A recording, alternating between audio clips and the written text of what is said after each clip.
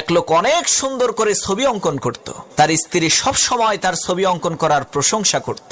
একদিন সেই লোকটি চিন্তা করলো, আমার ছবি কি আসলেও সুন্দর হয়, নাকি আমার স্ত্রী আমাকে পাম দেওয়ার জন্য মিথ্যা কথা বলে, এটা একটু পরীক্ষা করা দরকার। যে কথা সেই কাজ।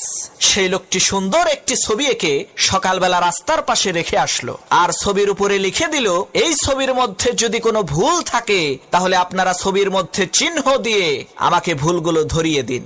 সন্ধ্যাবেলায় যখন সেই লোকটি তার অঙ্কন করা ছবিটাকে দেখলো, তার পায়ের নিচ থেকে মাটি সরে গেল, তার মাথার উপরে আকাশ ভেঙে পড়লো।